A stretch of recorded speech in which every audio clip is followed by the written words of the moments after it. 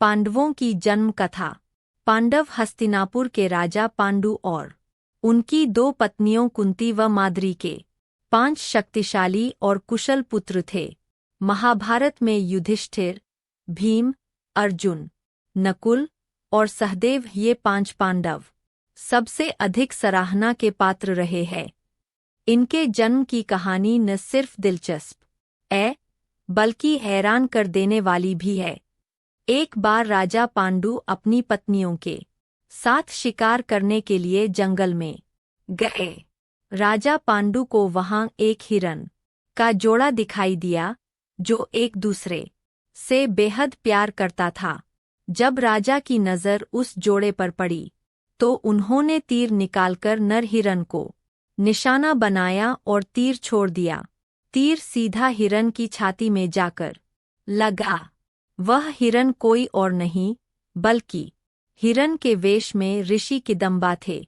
उन्होंने पांडु को श्राप दिया कि वह जब भी किसी महिला के करीब जाएंगे तभी उनकी मृत्यु हो जाएगी। पांडु ने ऋषि किदंबा से क्षमा मांगी लेकिन तब तक वो मर चुके थे। श्राप के कारण पांडु ने राज्य त्याग दिया और अपन पत्नियों से निवेदन किया कि वो वापस राज्य लौट जाएं, लेकिन उन्होंने मना कर दिया।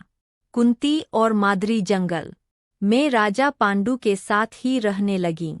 उस समय उनकी कोई संतान नहीं थी। तब कुंती ने अपने पति को बताया कि उन्हें ऋषि दुर्वासा से वरदान मिला था कि वह किसी भी भगवान को बुलाकर उनसे एक शिशु को प्राप्त कर सकती है। दुर्वासा द्वारा कुंती को दिए गए मंत्रों के उपयोग के माध्यम से उसने यम यानी धर्म के देवता का आह्वान किया, जिससे उन्होंने युधिष्ठिर को जन्म दिया।